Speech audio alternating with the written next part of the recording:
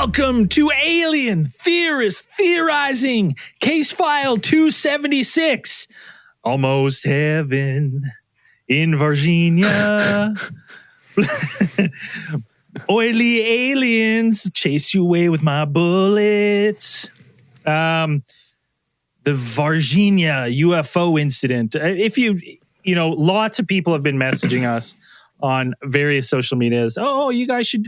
Oh my God, we just saw the craziest UFO encounter. My God, I saw Rogan and they were talking about this craziest UFO encounter of all time. I can't believe you guys have never done it. I can't believe the theorists have not already been on it. To be fair, I think I was one of the people that was like, "Hey, you guys sure this fucking shit? It's wild." It's true.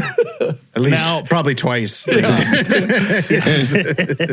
Now, if you haven't, if you're not already supporting the show on Patreon, patreon.com, we do tons of bonus stuff.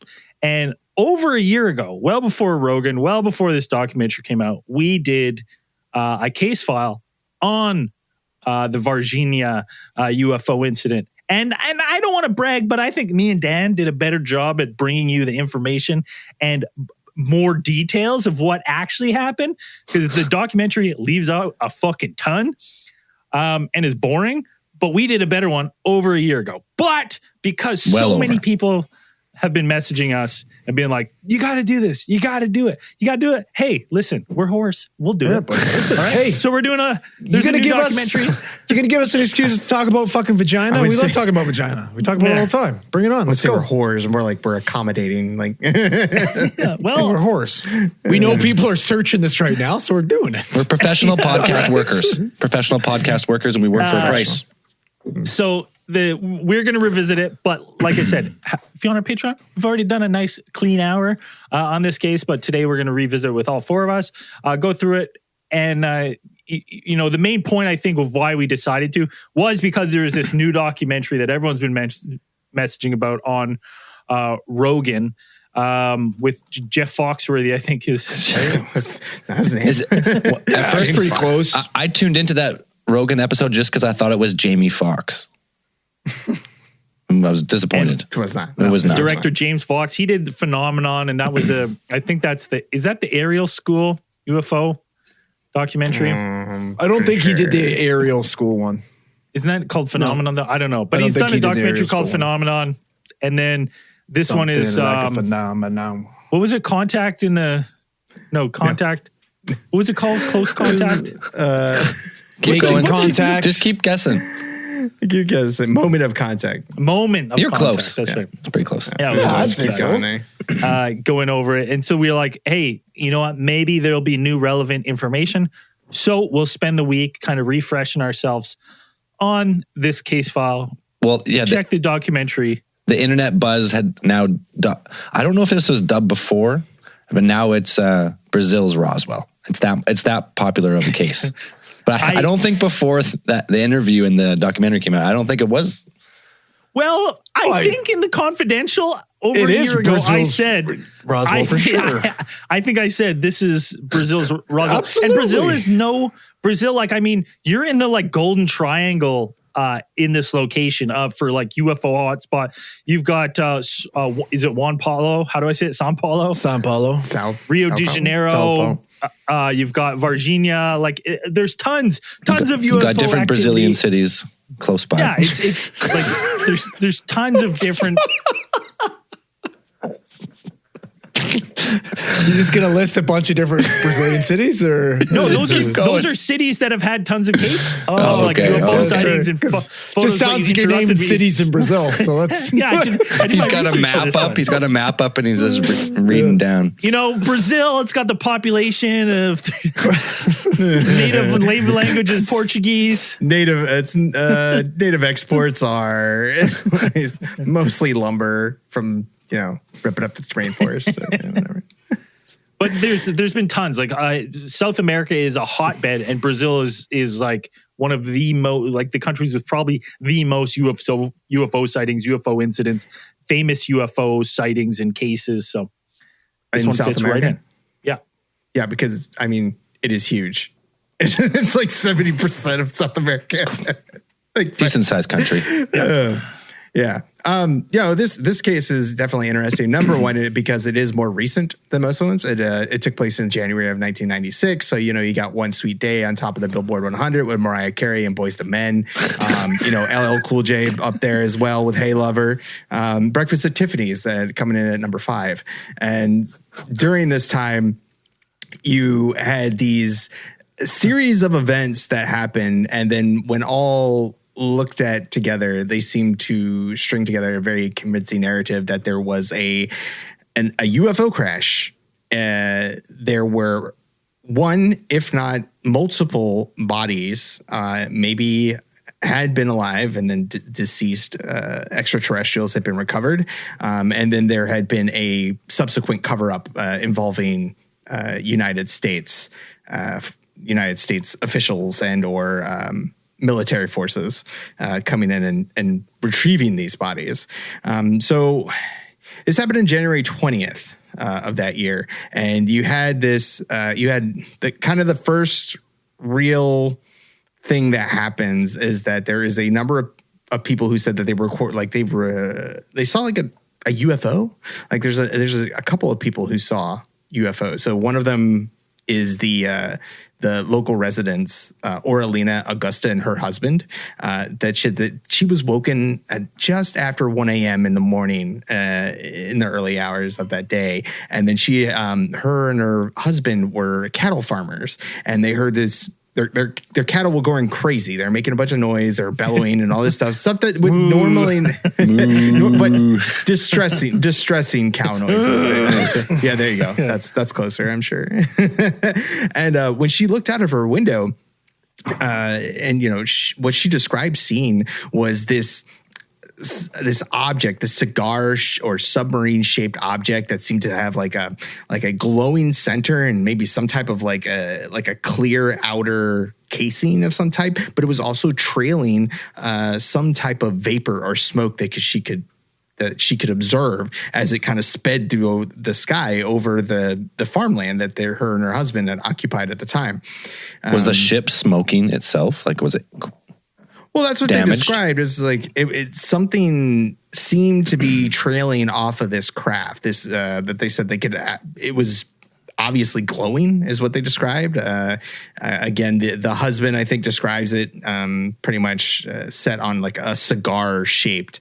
In the documentary we watched, he just says like, yeah, it looked like something like a cigar. Now, like when a you say clear that, cigar with like a glowing center and then this trail of vapor that was coming off the back. that's a pretty common shape now, right? Like I remember not too long ago, a couple of years ago, that there was the witnesses of seeing the fucking cigar-shaped craft coming crashing through the solar system. Oh, Muamua. Is that what that was? Yeah. It is like a staple, I would say. Like I wasn't sure you guys were just continuing to talk like cows there for a bit or something like that, making shit up. But No, yeah, it's cigars, orbs, or like triangle-shaped craft generally. I would say but this one is like definitely an orb. And like the first thing, honestly, the one thing that came to my mind from starting to watch this documentary is I was like, this to me is basically the intergalactic magic school bus, and Miss Frizzle just handed off the driver's seat to Arnold Perlstein, and he's crashed this thing for another wacky adventure for the students. That sounds accurate. Right? Like it checks out when we start going through it more. You're going to be like, holy shit, this is... That makes a lot of sense. Arnold would fucking blow it too, wouldn't he? Exactly, Yeah, he would. right? Like he'd 100%. She'd be like, hold the wheel here, Arnold. Like, oh, we're going down. Oh, I can't, Mrs. Frizzle. Oh, I'm a All nerd. right, well, I guess we're taking a closer look at the local inhabitants. Now, one of the more compelling stories about this encounter comes from three, women now, but back then they were girls, sisters named Lilian and Valkyria Fatima Silva and their friend Katia Andrade Xavier. And their ages were from 14 to 21, going in the order. What they describe seeing is that they saw some type of creature as they were walking home through the kind of like down the street, like from where they lived, coming back, from wherever they were coming from. I think it was like they were coming back from school or they had been picked up from school. And they recall seeing this creature crouched down next to like a garden wall, in like kind of like a little bit like of a dug out kind of ditch. And then this creature they described having obviously, I mean, yeah, very similar to that description is that it had a leathery brown skin from what they could observe. Oily. They described really oily. Yeah. yeah, really oily, something like that. And then it was like a triangular shaped head with these large, almost glowing red eyes.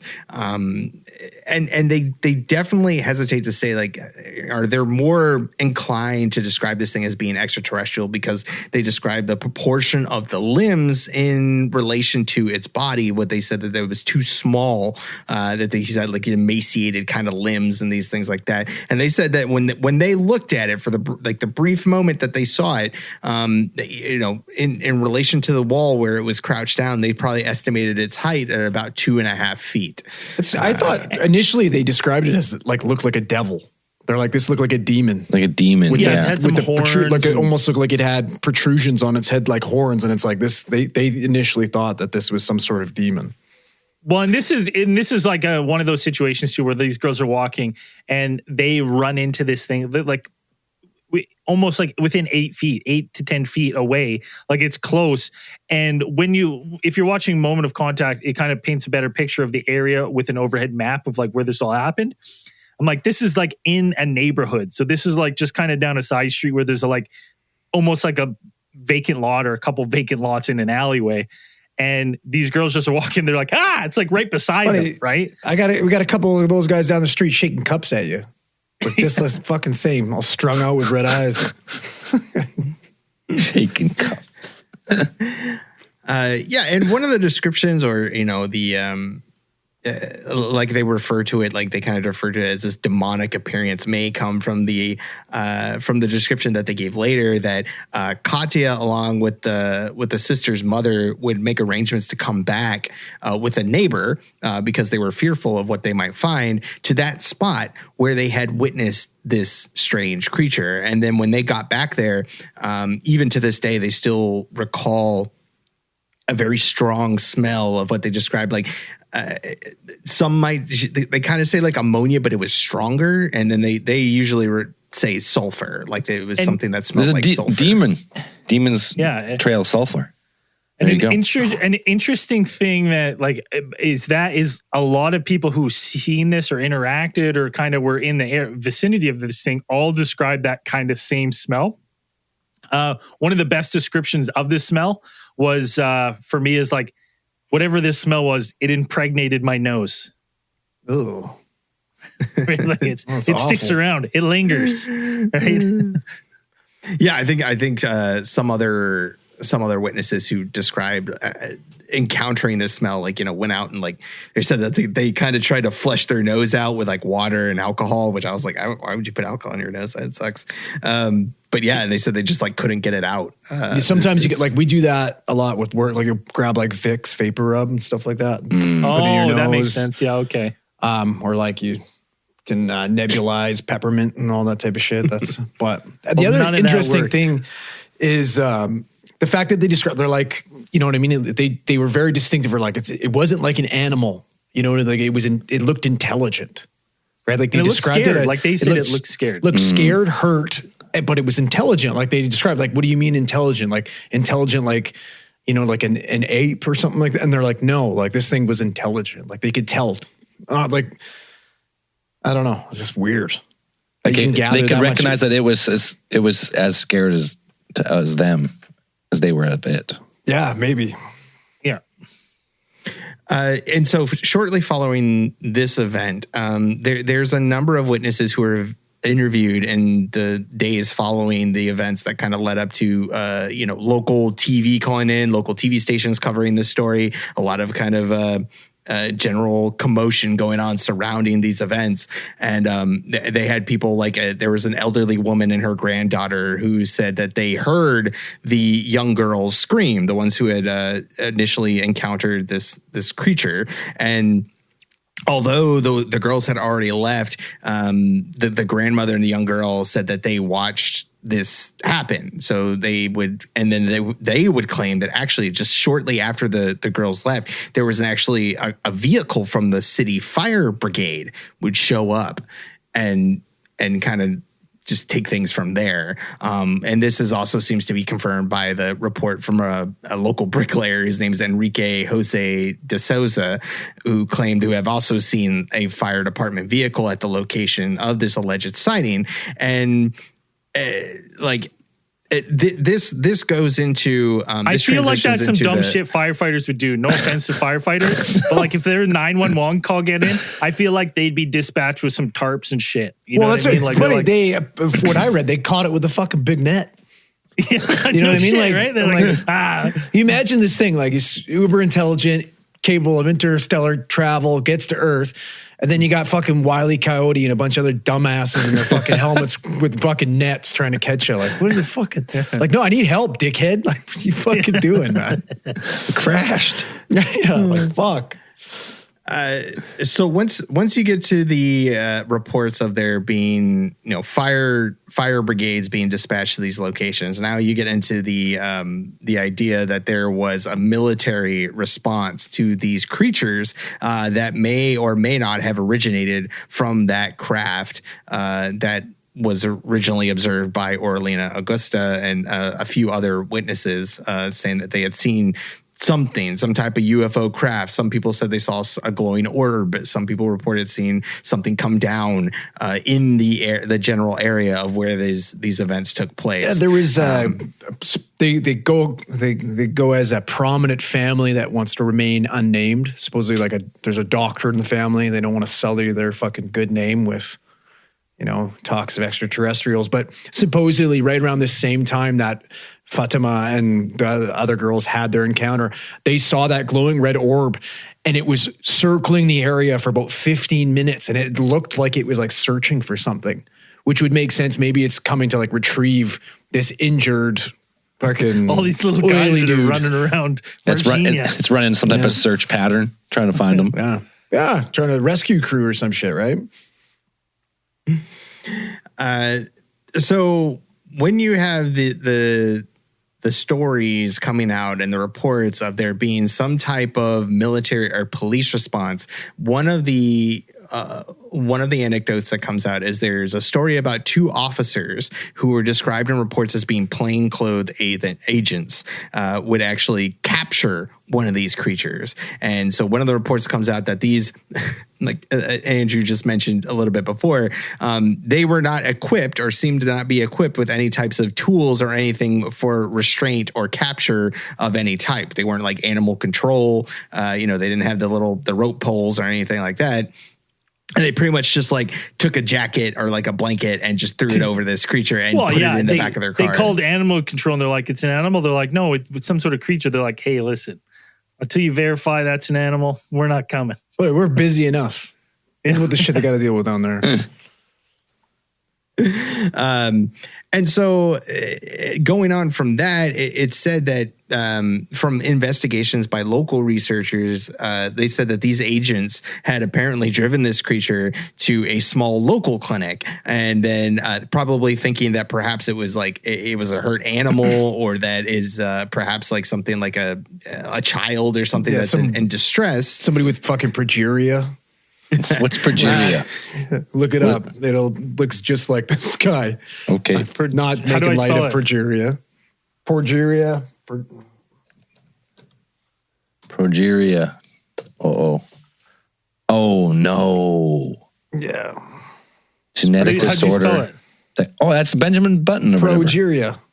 Yeah, it's pro and then GERI. Extremely rare progressive genetic disorder that causes children to age rapidly. Yes. Their head gets so big. Crazy. So they thought maybe it was something like that. It could have been that situation, but the apparently the doctor would refuse them access to the premises and then pretty much urge them to take this this creature, this thing to this. Can you not talk with progeria? Couldn't you be like, I'm a human? Stop. You don't think they would have seen this guy around town? He would have been a unique guy. You would have been like, oh, that's the progeria boy. Well, yeah, but Right? maybe he suffered from another affliction. Maybe he was. You're telling me this is a daily deaf. occurrence? He was a This mute. guy, when he goes outside, they just trap him with nets every time. You never know. He just keeps changing cities because he's sick of One of these described plainclothes agents apparently would be identified as one Marco Scherese, and it's said that Marco actually handled this creature with his bare hands during the apprehension. Like he had put the hands on this, alleged extraterrestrial. Just scooped him up. Just like ran up and just like, yeah, gotcha. And then within days, well, obviously this thing's hurt, right? Like they're trying to help, so they obviously had to pick it up and put it in the car. The thing would have fled if it could, you'd imagine, right? So it's in probably rough shape. So it's been ejected 400 feet from the crashed craft. Oh, jeez. Yeah, I forgot about that. And then it was reported by his family that, days later, he became extremely ill and had to be hospitalized. And then pretty much was reporting all kinds of things like, loss of the use of all his limbs, rapid deterioration of all his physical. It's like a neurodegenerative fucking bacteria or something. Like that's. Yeah, they called it an infection, but and they just said he died pretty quickly following the interaction. Ultimately he would die on February 15th of that year. So just from the very next month, just from coming in contact with this thing, like from touching it, because the other guy was fine, right? I'd imagine. I think from what I remember reading is that they listed it as like he died from general infection, but like everything shut down. They're just like, yeah, generally everything was infected. All right. So you got full body infection. Yeah, exactly. Yeah. And then like the craziest part is that like, they're like, all right, he's dead, instantly in a coffin, instantly sealed. They're like, and his funeral's right now. He's gone. Actually, I bet you he's not even in the coffin. They probably They torched him. Yeah. Well, you're worried about some new fucking disease. Torch him. Right? No questions asked. That was COVID fucking 96. Got rid of it. Fuck. And so the family to this day, especially his sister, are still involved with efforts trying to find out exactly what happened, because they're still determined to find out the true cause of his death. They feel like that the explanation that they were offered was insufficient as to why. And what died. did they offer though? So the family knows for sure that he came in contact with this being, and that's what led to his death? Well, I don't think they know for sure, but because that's the story going around, and then them not knowing exactly, like his sudden deterioration and death, and then they're like, okay, well, we're hearing this. Like, does this have anything to do with his death? They're like, no. So they obviously they would have done an autopsy on this guy. If you have like a young, healthy dude that just rapidly deteriorated, died, you'd want to know what the fuck happened to him. Yeah, but if he touched a fucking alien and then rapidly died, do you think they're keeping his body around to do an autopsy? Well, but that's what I'm wondering. Like, what did the explanation did they give to this family though? Did they just say, hey, you know what? It's the way she goes. I think that's fucking, you're pretty here, much you're sums it not. up. The only, I think they had there's some allegations that there was actually altering of the official records that show that Scherese actually wasn't on duty that night. And then they have the documents of Scherese, like his medical records of when he died, because those are, at least in the documentary, it shows that the sister has those.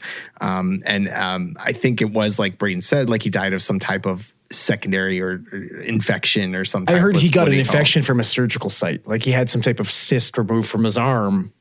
But that's kind of what they want you to know. And then he got that surgical site got infected, and then he got sepsis and died. And like on the fact that he wasn't on duty, like we know he was in plain clothes and we know he was driving an unmarked car. So like we do also know that the military was kind of doing sweeps and setting up a little bit of roadblocks. So if this was like an all hands on decks situation, like maybe they just didn't have the resources for everyone to come in and take units out. And they're just like, yeah, jump in a car. This is what we need you to do. This is what you're looking for. Right? Maybe, what if Cereze or whatever, maybe he thought this was like, he's like, listen, I've seen ET. This is my moment. I'm going to phone this motherfucker home. Like, he was excited. They're going to, get this guy. I'm going to put him in a basket and fly him over the moon. Right? Like, I was going to save this guy. They touched fingers and he died.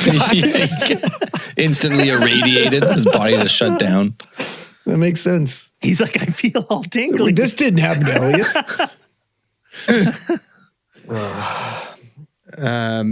So yeah, now with these things, these events surrounding, the encounter, what has now become like the Varginha incident, you had everybody's favorite, is he a podiatrist, Dr. Roger Lear, the late Dr. Roger Lear now. God damn, I know I've said it before and I'll say it again and I'll say it again whenever he comes up. The motherfucker had the worst facial hair. Like the worst. We're talking about Dr. Roger Lear, the guy, the alien implant guy? Yeah, the alien implant doctor. We did that. We didn't we do a case file on him like early on. Long time ago. Yeah. Earlier on. But yeah, he actually went down there and investigated on the case in like the early 2000s. Like he went down there, which I thought was interesting, at least for in the documentary. This is one of the few interesting parts that I found was like that they had actual footage from that visit, which I hadn't seen. I think when we did the original.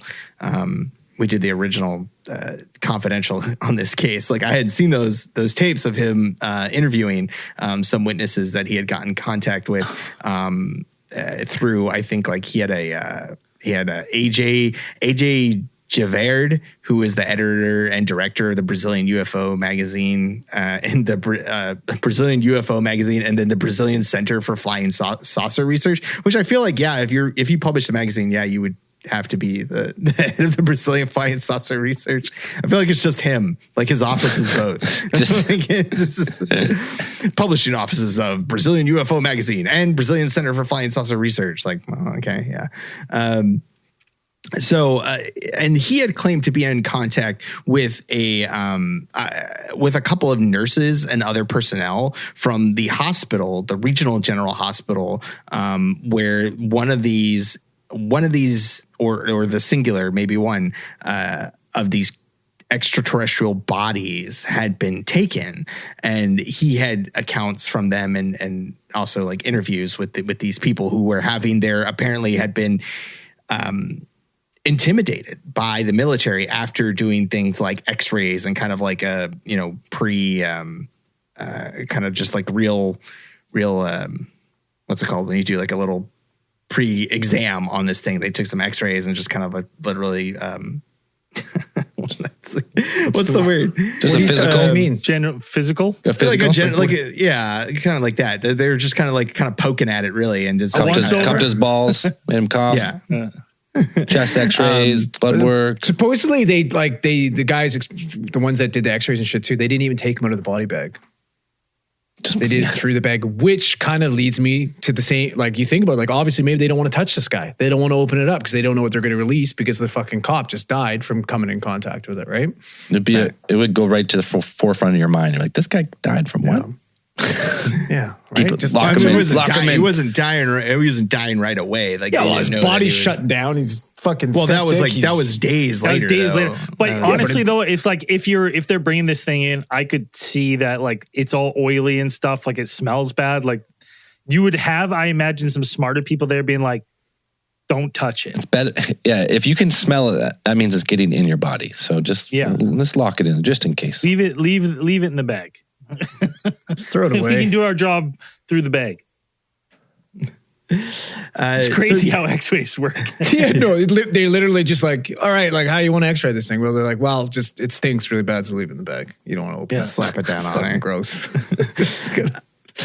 And it is from this account is also corroborated by one interview in the documentary with a former member of the Brazilian military who had been in response at that time, who had been dispatched with the original like kind of convoy that I guess had been sent out from the local military base, the ESA. And they had all gone out there, and he talked about how they didn't tell them like why they were going out there, why they were being posted out there, what they were doing, why they were going to this hospital. And he said that he actually ended up getting posted outside the room of this thing.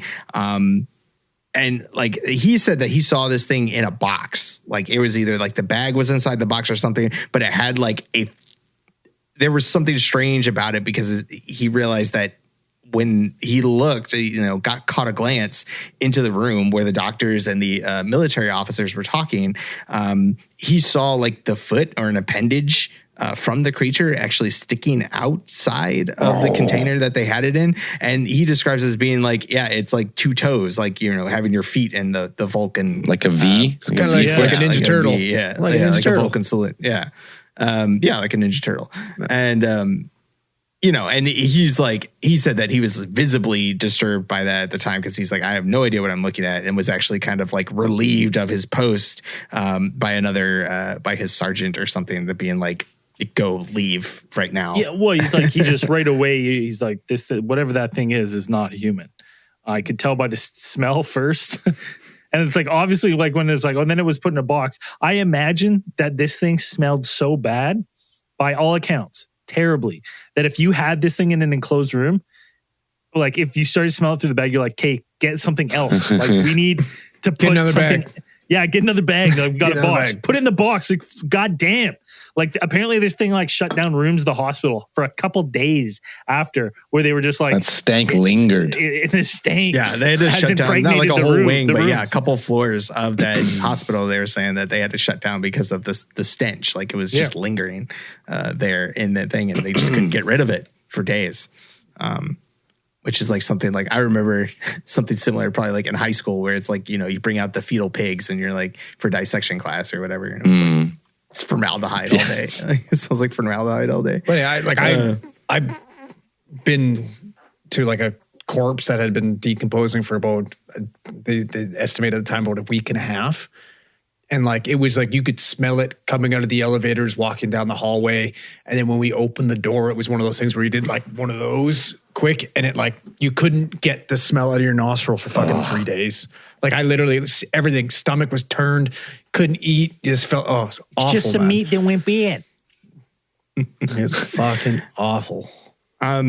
So there are some other stories that come out of that, the encounters that they had at these hospitals, and there are, depending on which account you follow, there are a couple that either put it at this one hospital, like the General Hospital, or another one called Humanitas Hospital, where another body may have been examined, and that involves some greenish gas, apparently, issuing from the body or the creature itself.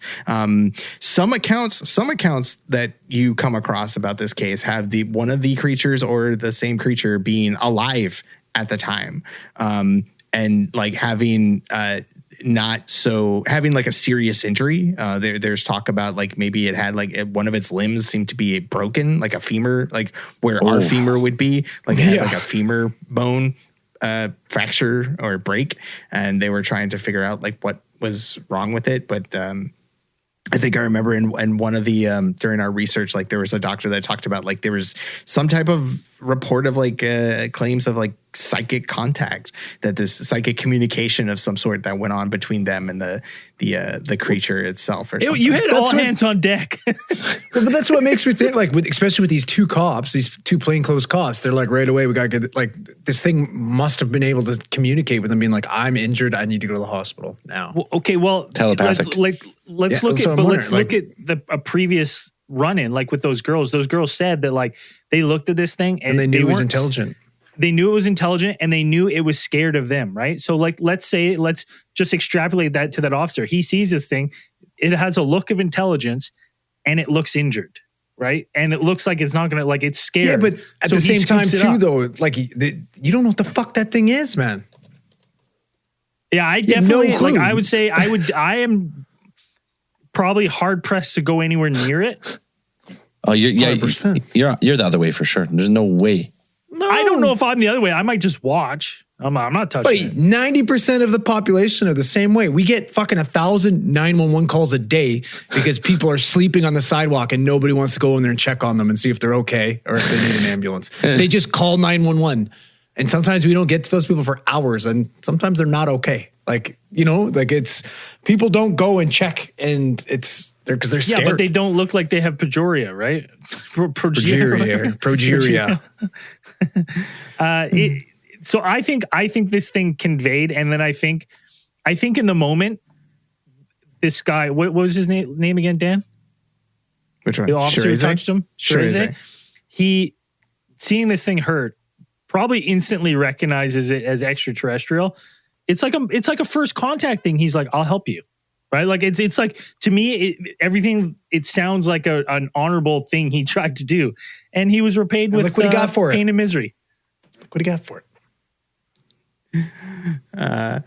Yeah, so that's most of that's the case really there. And then after this, it's reported that these bodies were perhaps either.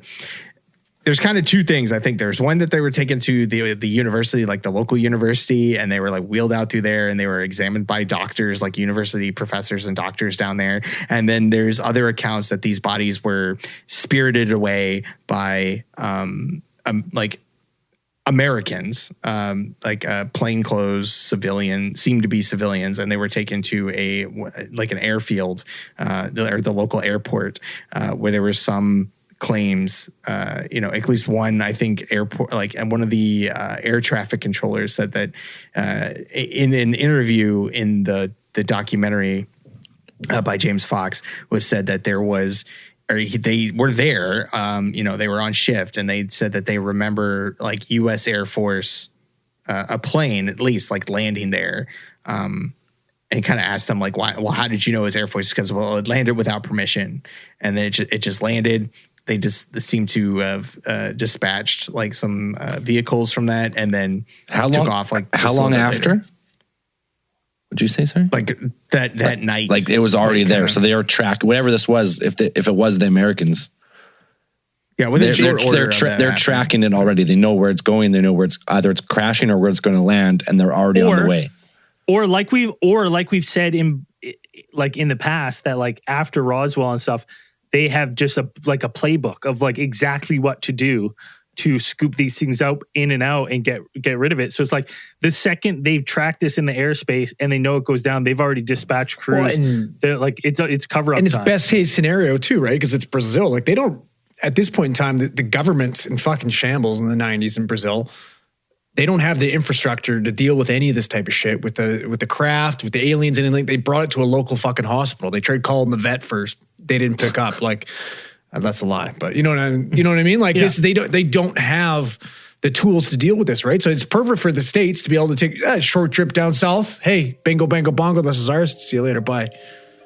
Thank you very much. Yeah, we have a few of these on ice already. We'd like a couple more. Ah, why not? Add it to our collection. Complete the set. Yeah, why not? not even in the ice. It wasn't when we did they're suspended in like the pink jelly. Not even ice. Better. And like Hangar 18, where they took the aliens. Yeah. All right, just before we continue with the case, we got to take a short beer break. We're going to be right back. We're back. One thing I was thinking is that the body of Shereze? Yeah. The story, so it goes, like we know the family's pissed for whatever reason, whatever happened to him. They're pissed off. They don't really have answers to his death. They've been searching ever since 96. Right. It says the body was sealed up right away. But one of the things I would love to know is if they actually saw the body. Right? Like, because that piqued my curiosity. Like, because with, the states and government officials rolling in, I kind of think I'm like, if they're picking up these aliens or coming, you would think that they would be like interested in collecting the one guy who physically touched it and is having all these health problems associated with it, because you would want to study what effects exactly it had on the human body. So I would love to know if they saw the body in the casket, or if the casket was He's sealed. not even in the casket. He's not even in the casket. He's There's no way. incinerated. Yeah, he's not in Right? there. No, Right. he hasn't been incinerated. He's probably still out. He's in jelly too. I think He's in like jelly Weapon too. X floating in one of them Right, fucking right, right. tanks. They're like, they know. He's got a prawn head now, and they've got him shooting at little aliens Yeah, fuck yeah. in Area 51 using alien tech. But that was my question. I was like, I would love to know that. It never touches like everything we know about this case and stuff from the documentary and previous readings. And there's older documentaries on this case, is that like the family's just still searching for answers. But that's one answer that I would love to know is, did they at least see the body at the funeral? Like, was the body in the casket? Yeah, I think they mainly did because it happened like a couple weeks after the initial encounter. They did like observe his deterioration before he was like fully hospitalized. I have no doubt about that. I have no doubt that he was seen in the hospital. What I want to know is, did they physically see his body in the casket? Because like I know he was seen while he was getting sick and the quick deterioration, but my brain just goes to right away. It was like, I feel like you would want that. Like if I was in charge of like a collection team and they're like, hey, we got reports of this one military official who grabbed it and he's actually really sick now. I'd be like, I want him. Right? Like, yeah, I mean, absolutely. And I mean, I'm sure they could, but they shouldn't be able just to take somebody's body. Shouldn't. They shouldn't be able to. That should not be okay. Yeah. So yeah, recently that this case came back into the spotlight. Like I've known about Varginha for like a while. Like we said, we covered it way back. It's been on the list for even longer than that. Yeah, it's been way back there because I know I've come across it because it's all that town is known for. They literally have like a flying saucer monument to the entire thing. It's part of their identity, which is part of the problem, I think. And anyways. Brazil has other cases, like we said before. Like there's Colares. So we've talked about Colares before. Sao Paulo and other ones. They have tons of UFO encounters because I mean it is a huge country, so of course they would have those things. So yeah, they light it up at night and these things. So it is. Yeah, it is cool. Like Andrew said, it is part of their identity as a town. It's like a kind of tourist pull. With that being said, you had another kind of the documentary that came out last year, Moment of Contact, by director James Fox, director of The Phenomenon. And they went in and they did their own investigation, which they say is still ongoing, even after this one. Big things to come. Stand by. Big things to come. Yeah, for the sequel. Yeah. And so yeah, we were lucky enough to watch the documentary of that stuff, hoping to glean a little bit of extra information. Maybe there's some new stuff that we missed while we were watching it. I can say that the documentary is interesting in the fact to me is that they got Peter Coyote to narrate it. And if people who are familiar with great documentaries like the Vietnam War one by Ken Burns and a number of other ones by him, Peter Coyote is like his go-to man for that. And he does all those narrations. Like as soon as you hear that voice and you watch documentary, you'll be like, oh shit, it's that guy. Yeah. Like shit's real. Like, and only for me, it was like, oh, this lends a little bit of heft to it. Cause like, why would Peter Coyote go in here? Then I realized that Peter Coyote works. He does a lot of shit. And like, the thing is too, it's like, if you've never heard of this case and you stumbled on this, interesting, well done documentary, but it's like, there is better. Like, cause everyone is telling us like, oh my God, it talks to eyewitnesses. Yes, it does. Now, eyewitnesses now. There's other documentaries that were produced that had all the clips of the interviews from the people that are in this one weeks after this happened. Yeah, like when they were young. We watched the one, there was a Discovery Channel. There's like a Discovery Channel special like years ago. And they went in and they interviewed the same girls, the girls who had the initial encounter, Valkyria and Fatima and all them. And I mean, they pretty much tell the same story in the documentary and this one. So their story doesn't change, which is, that's good. Something they usually look out for these kinds of things. But their story doesn't really change about what they saw. But yeah, James Fox goes down there with his whole crew and he's in on it, hunting down leads for his documentary. He's got some interviews and stuff lined up. I was like, I do want to know where they got their, like, some of the stuff is kind of interesting where he like pulls out, he's like, oh, this is our field translator. And I don't know if they put her name or something like that, but it's like, did you pull her off on like Instagram? Did you like, like where she's like blonde, like big fake eyelashes and like, you need some eye candy in a UFO documentary, right? Especially when that's what they spend most of the budget on. Yeah. But it's that and Peter Coyote.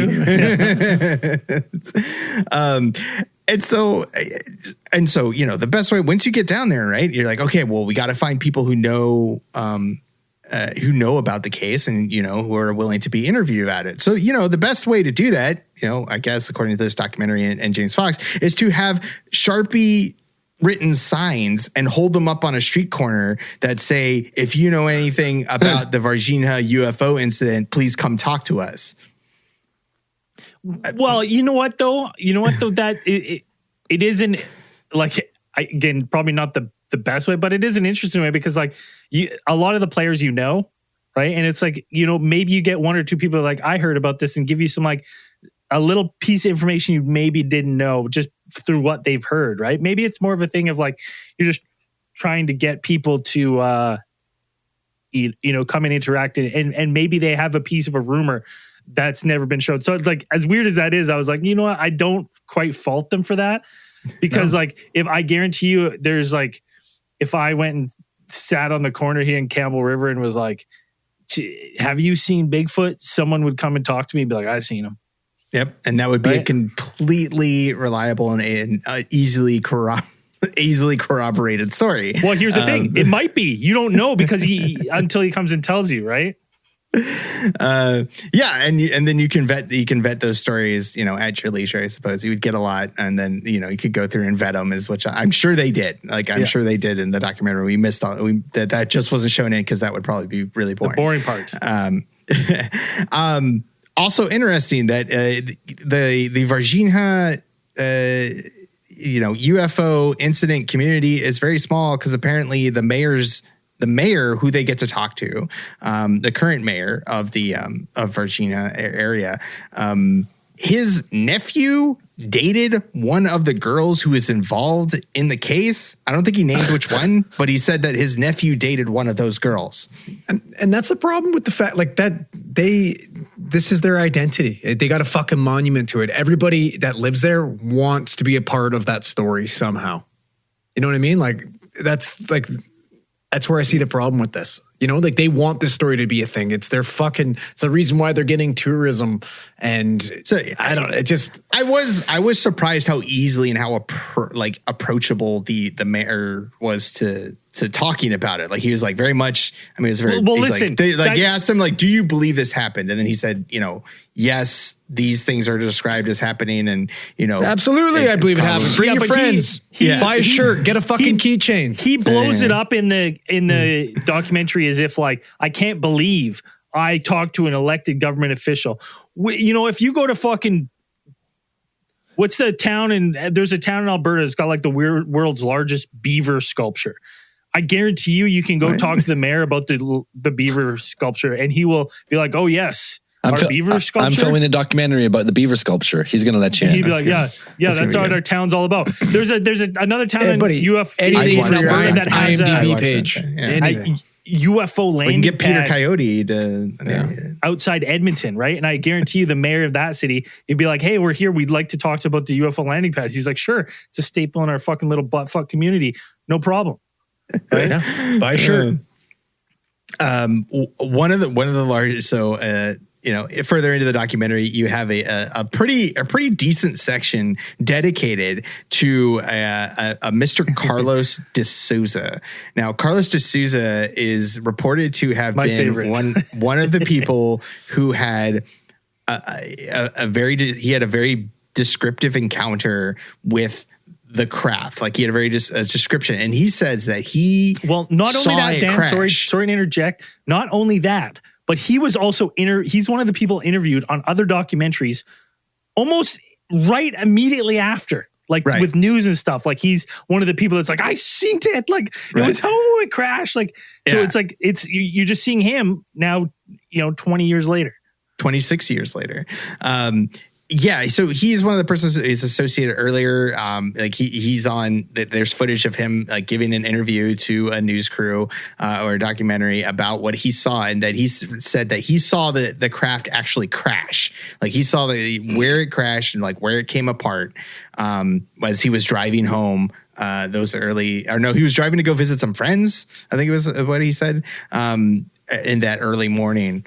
And, at night or 1 a.m. or whenever it was, and saw this thing like crash into a field, like right off the road. And he decided to go look, on the pretense. Well, he said that, perhaps it was so, he thought it was like a plane or something. I think, he was going to meet some friends to fly ultralights.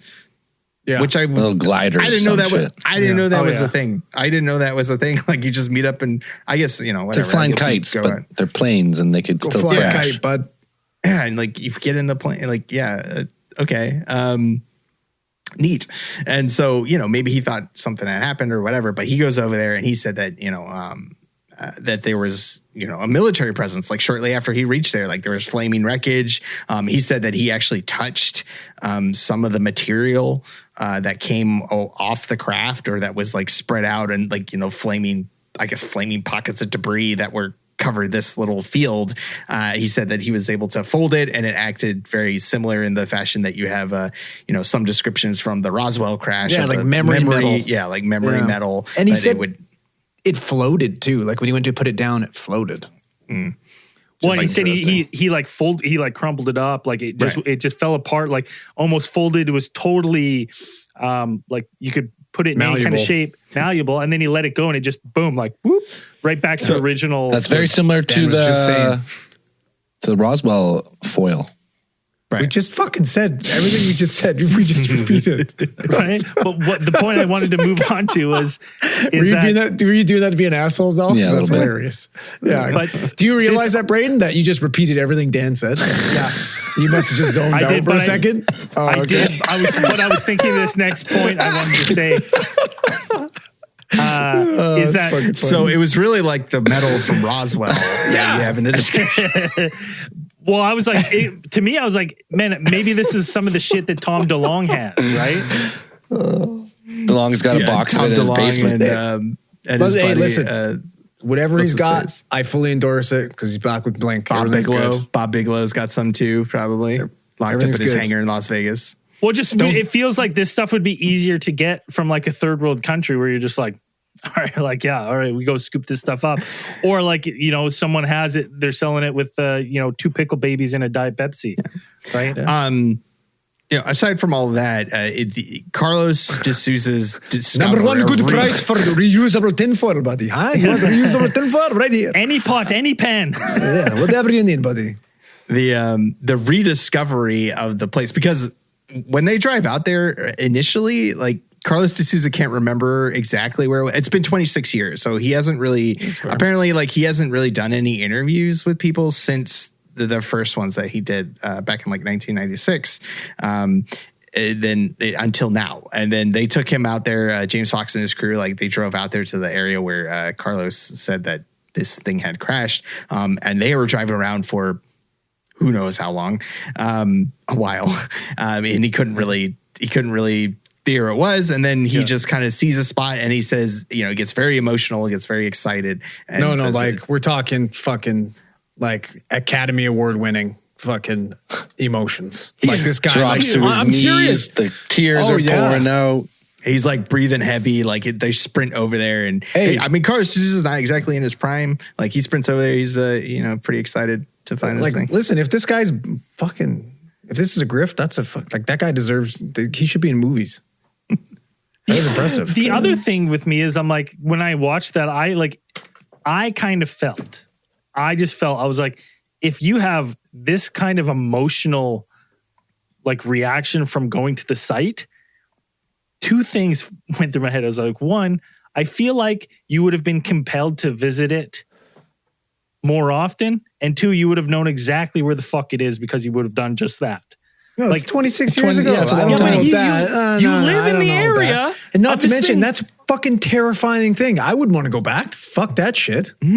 I feel like I'd go back like, for a drive and just We're pee. going to take you back to the place where Yeah, your fucking he uncle was- touched you. I don't want to go there. According Like, to Carlos, like awful. in the when he got there, like after the time he had to interact with the metal and like put it down. Like he was within minutes. Like he said that military cars and trucks showed up and had guys like trooping out, and then a couple of them like were pointing their weapons at him and said basically like fuck off, like get out of here. Yeah, and he kill probably you. ran his ass back too, like he frantically, like I got to get the fuck out of here before I get shot. This is the Brazilian fucking military. I could disappear in a second and no one would give a shit and no one would know. Yeah. Like They just leave you in that field. literally, like fucking. You already got a big crater in the ground from a fucking spaceship crash, and let's Yeah, just fucking throw throw a little dirt toss on you in it. it. Yeah, fucking bury him next to the fucking oily guy with progeria. No big deal. Fucking. Yeah, it's so yeah, like aside from past the Carlos de Souza stuff, which is pretty early in the documentary, you have some other interviews that they do, because this is probably one of the things that a lot of people suggested the documentary for us, because it has a lot of interviews with people who claim to have been involved in the thing. So you have the girls. They interview the girls again about their story. They talk about it. I think they interview a couple other women who said that they were around during that area. They also go to a local TV station that was apparently like had covered some of this, and I think they talked to one Nadia, like as the guy's name, and talked about how they had tried to kind of get past like a convoy, like there was like a roadblock set up by military, like around this time, and While they were trying to get looking like past. sweeping, looking for these things. Yeah, and he was saying like, can we go past? And the military said no, like you can't go. They said why not? He said no, you just can't. Like no, go away. And Didn't he say they pointed the guns at him too? And he's like, yeah, I can. I'm free citizen. And they're like, oh yeah. You sure about that?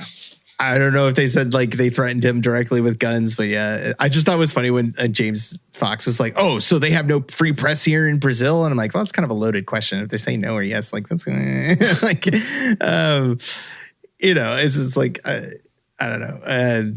But yeah, like so there's that thing. There's some. That's why they get on the thing where it's like, okay, so now they start talking about this cover up going on, and then they talk about the Roger Lear investigation, which was cool. Like I said, there was really cool footage of seeing Roger Lear interviewing Valeria Shereze, the Shereze, the sister of the officer who died.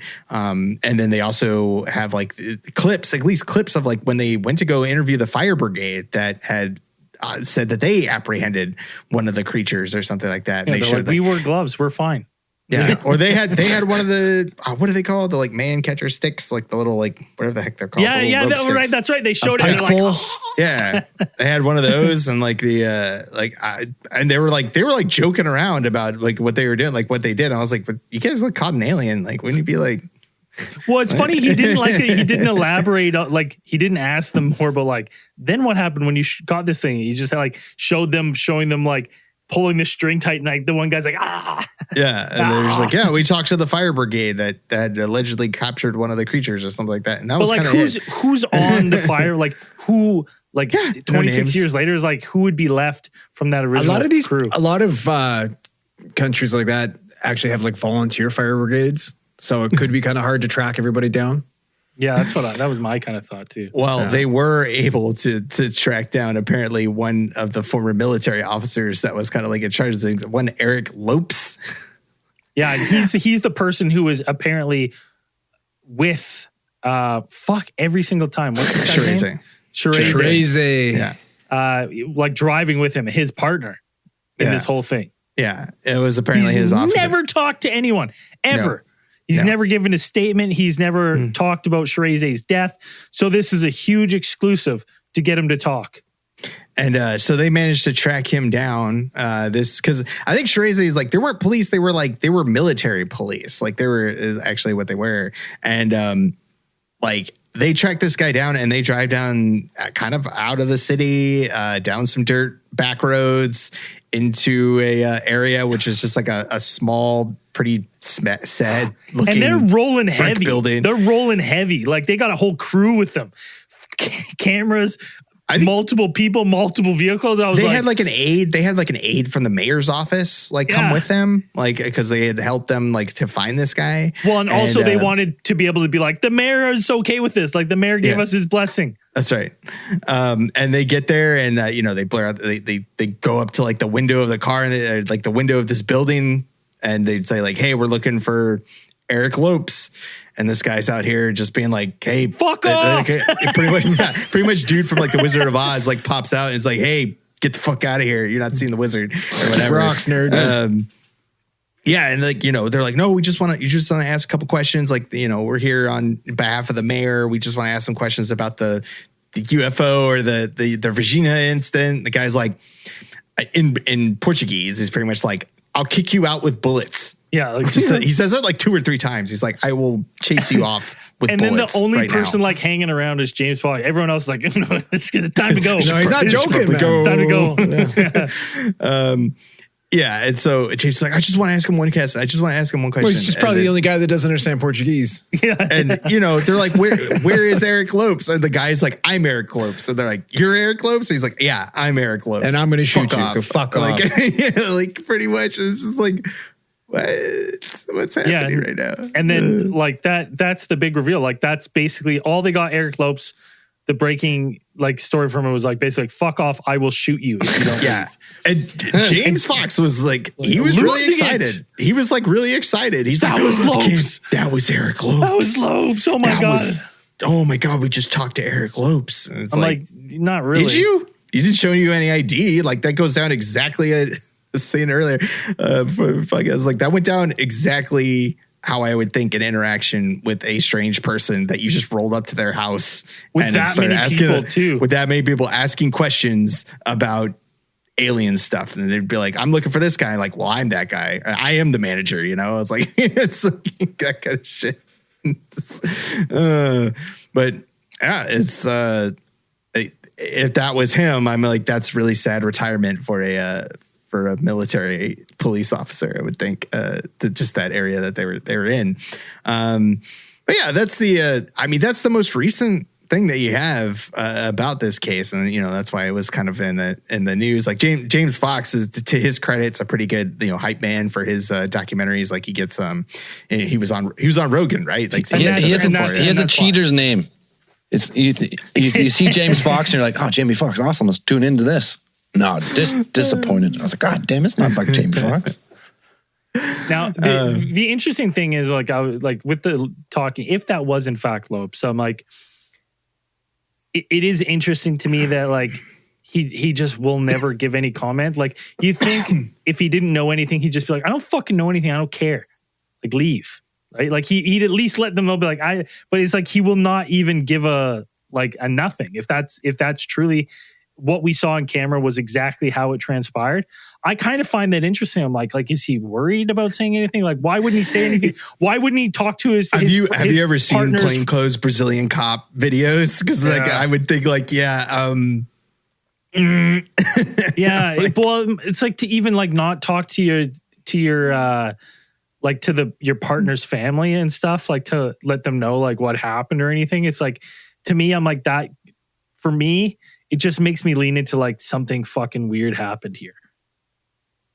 Like, yeah, it's still a mystery because it's at the end of the documentary, they're pretty much like, it's an ongoing investigation. So I assume there's still some, there's some effort going into discovering the true secrets of, I guess we're still waiting for some deathbed confessions. At the end of this thing, to come out and elucidate the events of Varginha. I think zero new information in Moment of Contact about this case. There's actually less information than older documentary. Like I said, the Roger Lear videos, I hadn't seen those, so that was neat. Like that was, I hadn't seen that thing. I just know that he had went there and investigated. But there's not a lot of new information. If you have looked into this, like we have, like, or you listened to our Patreon episode previously, no, you would have known all this. You'd be up on that. You'd already know. So yeah, it's a 2-hour documentary, so it is an investment time. I watched it on 2 times speed. You honestly could have cut Smart. the first 45 minutes. I was like, God damn. Yeah, you could have trimmed that doc down a bit for sure. Some of the stuff drags on for a bit, and I don't. It's like 2 hours is really long for a documentary. Like it's like an hour, like a solid hour, or you break it into 2 parts because I'm like, I don't know. But yeah, it's an interesting documentary. It is to see. They have a lot of good stuff, like with the maps and stuff. Like kind of you get a good idea of like where things occurred, like a geography of the areas that these events took place. We researched this all kind of like in depth before. So yeah, for me watching this, I was like, oh, this is stuff that's not a lot of this is new. Some of these things that had been reported, like, and then there was some stuff that they left out that we talked about in the confidential. Like we talked about things about the telepathic contact that some of these doctors had reported having with the creature that they had brought with like a apparent broken femur that they were trying to repair or treat at their hospital. So I don't know. So yeah, there were some parts where I was like, oh, like they kind of missed that. They missed these things. It seems to really. Well, my thing is, I'm like, did they leave that stuff out on purpose because they just couldn't find enough, people to talk about it? I'm just wondering if they would just like, yeah, that's true. Like they might like they couldn't find people to talk about it, or they just like I just think you would have put it in there and discount it. They gave airtime to randos on the street when they're holding their signs that had literally like barely anything to fucking add. Well, so I don't know. then I kind of wondered, I'm like, well, was he leaving that out because like he's like, that's where he draws the line of like what he thinks people believe. Like people believe a contact story, they'll believe that kind of stuff. But well, it seems like if you live in Virginia, you believe it that it really happened. 100%. So I think that's a your economy depends on it. So yeah, that's a prerequisite for living there. Yeah. Like you have to believe that it happened. It seems like. But I mean, there is enough. Maybe it really did happen. Though. Yeah, there's enough people that like say they saw something that it's. Maybe what else could it be, right? Like what else could it have possibly been to coincide with a crash and these oily creatures? And now I thought like, let's talk about the creatures for a second. Like I was wondering if that oily stuff on the skin was like a protection because it doesn't seem like they can really SPF? Yeah, like basically to like be in just in our world. And like I wonder if by when you're rubbing, like he's rubbing that oily stuff, but maybe the danger isn't so well. Maybe the danger is the like whatever cream they put on themselves to try to survive, like outside, right? And as soon as that stuff dries out, they're like they die. And then that's the stuff like their skin. It's not you know what I mean. Like it doesn't seep through their skin, but it does ours. Our skin isn't strong enough, and it got the cop that touched him got that in and went right into his bloodstream and slowly got fucking sepsis. It just seems so crazy that you could have say this interstellar dimensional craft. But you couldn't just have some type of suit. Why'd you need the jelly? Well, but maybe then you can just slide that's just around how they everywhere in your advance. jelly. Maybe that's just how they advance. The jelly like, is the suit? like some sort of They just coat the jelly on? It's organic. They're all organic people. Yeah, some organic, smart jelly. It's like the highly toxic. What are they called? To us. To us. Not to them. It's a defense mechanism. It's the defense mechanism. Oh, that's like they start oozing. Yeah. I want to know how the creature gets so far from the craft. Why was he just like on the fucking wall of the city? Parachuted out. Looking like he's taking the fucking half Hortons on the walls. What he was looking like. It's true. He I kind don't of think looks it was like a half actually Hortons. that far. I actually don't think it was that far from the crash site. Like it's only a couple blocks away. No, because the crash site, when he explains it, is in like kind of the outskirts, like a big open. And this was like in the middle of the city when they do the reenactment. How I thought it kind of looked is that there's a big like almost like undeveloped area, right? And that's where this crash is. And to actually get to it, you have to drive quite a bit of way around. But if you cut from there, you can get into the town, and then where this all happened quicker. Well, where they did the reenactment, I'm seeing multi-story buildings, I'm seeing walls, I'm seeing like city infrastructure, and then the crash scene is like a farmland with a tiny hut. So it also seems interesting that as a extraterrestrial visitor, like, wouldn't you want to head away from civilization? Because you're like, I don't know what they're gonna do. Like, he's trying to get to the doctor. He's hurt. Yeah, maybe they truly needed help. Like maybe, like if if you thought you were going to die on this planet, you're like, I hope these creatures here, these humans, can help me, or else I'm dead. Like, this is my only option, is to go and try to either find some materials to prevent myself from dying, or trying to get help, and hopefully they have some technology that can help me. They don't. They must not be very familiar with human culture then, because I'd be like, that's a real gamble there, buddy. Yeah. Based on how most strange encounters with things go, it's like, yeah, you'd be lucky if you get fucking chased out with pitchforks and torches. 100%. Straight beat to death. Looking like a little demon. Are you kidding me? No, I know, you're super dead. 100%. Yeah. So it's still an interesting case, and again, you have an entire town that's like tourism and their entire kind of little subculture devoted to the incidents that happen around the county. I mean, it is kind of Brazil's Roswell. Roswell. If it wasn't before, their own. It is now. It is now. Yeah. Or Area 51 is, they got their little alien. Yeah, ran by mercenaries that track you down after you try and go to the gate. Yeah, that too. Careful. Don't touch the gate. Don't fuck around. Don't fuck around. What did she say to us? Don't be stupid. Don't be stupid. Don't be stupid. That's right. Yeah. We didn't touch the gate. We didn't touch the gate. Those other guys did. But yeah, I think it's still, if stuff still comes out, I mean, there's still chances. Again, this is a very recent encounter. It's one of the more recent ones that that you can cover. It is 1996. It's only 20. I mean, I say only, but it's like 26 years ago. I mean, most of the stuff we talk about is in the 50s and 60s. Yeah. So like it's like 70s, 80s, it's like, this is one of the more recent ones that had something that in there, like, oh, like something happened. A lot of people saying this, and there are some explanations that are offered up, and then people saying, oh, that couldn't have been it.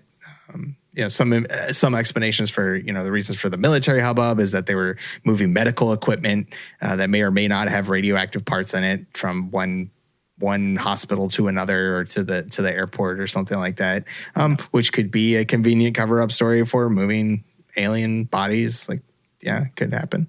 But it is this will always be one of those cases that I think will always be kind of a staple of like the UFO collective lore. This Varginha will always be in there in the top ones of events. Well, and anytime a case like this gets like big recognition, if nothing else, it brings more people into the conversation. Like, oh, what the fuck happened there? Found aliens. And then you get led down the rabbit hole to find all the other cases. So the document, I was hoping to see the video. Like, that's all I wanted. The actual video of the aliens that supposedly exists. It's always that's the thing that kills me with these fucking experts and these ufologists and these guys that make these films. There's always this smoking gun fucking tape, and they always tease you with it, and they're like, oh yeah, this is going to change the world. But you can't see it. It's classified. It's like that fucking old locked away fucking commercial with that old dude with the dollar bill on the end of the fucking fishing rod, and they're just dangling it. And it's like, well, fuck it. If you had it, just fucking give it to us already. Like, fuck. They're going to release it soon, though. I know, man. Real soon. It literally feels like every single one of these guys, like, it's coming right around the corner. Fox has two. He's got this one, and then he's got that Chuck Clark one that he supposedly saw. Yeah, that he says right? that Logan Paul has now. Right, yeah. Like, and it's like, fuck off. What is it? Like, What? Let's talk about that after hours. That was on the Rogan interview. We'll talk about more. Yeah. Talk about that. I'm sick of it. Yeah. I want to hear about this because so it's nuts. Anyways, It is. go check it out if you got a couple hours of free time. Why not? Go watch it. And again, there's Discovery Channel ones if you can find for free on YouTube that are good. I mean, the production value is early 2000s. It's not as good as this one, but a lot of the information and more is in there. Or head to our Patreon and you could have got this listen to earlier. the OG. Yeah. True. Anyways, who do we got this week for Theorite of the Week? So Theorite of the Week. Okay. The father of Dan's baby. Well, I would say first, let me presage this by saying that you our fans, you guys, like, to get Theorite of the Week, You don't have to send us things. You don't have to. It helps, though. It doesn't hurt. It doesn't hurt. It helps. But Fucking helps. there's probably a good chance that if you do send us something cool, you'll probably make Theory of the Week. But it's like, It's a big effort. But anyways, this week's Theory of the Week. And he told me that we didn't have to do it. He told me that, he didn't want to make Theory of the Week. Doesn't have to. By saying we didn't have to do it, he just about guaranteed he's. You pretty much clinched it. Yeah. Like you're just like, okay, well, So this week's Theory of the Week is Jordan Van Wormer. He sent me this awesome fucking beautiful fucking bouncing bundle of joy you got there. It's buddy. hard to see because the thing here, but yeah, he sent me he put it together, model, like fully assembled model and painted with like battle damage and stuff on there that is like added like after, it seems like. Fantastic. Lots of time, lots of effort have been put into this model, and that's Tall Geese, right? Yeah, it's Tall Geese from the Gundam Wing series. And one of my personal favorite Gundams. And yeah, it's like, it's really cool. He offered to send it, and he does gunplay. Like he's got his own, I think Jordan Van Wormer, he's got his own like Van Wormer gunplay on Instagram, I think it was. And he does a whole bunch of paints and kits and stuff like that are super rad. And so this week, Theory of the Week, Jordan Van Wormer for this mass model. Oh yeah. And if you want to support your show, support your favorite podcast, you got to go to alientheorist.com. You got to hit the support tab, sign up on Patreon or Supercast for early access. Skip those pesky ads. Well, hey, the world runs on two things, ads or subscription. You got to choose. We prefer subscription. This week's newest supporters, we got Selena Savoy. Oh, what? This is a new one. R squared, squiggly line, R dot read 3. Nice. There we go. AI. Yeah, must be. Guys. Julie Zedrick. Firm Crustacean. 9. 9. That's the type. We also got Astrocat Gaming on Kick, I believe she's streaming. Check her out. And then on Supercast, we got Aiden Shepard, Elliot Green, and Mac Whitehouse. Thank you very much for supporting the show. And as we always say at the end of these things, life will find a way. Perfect. When?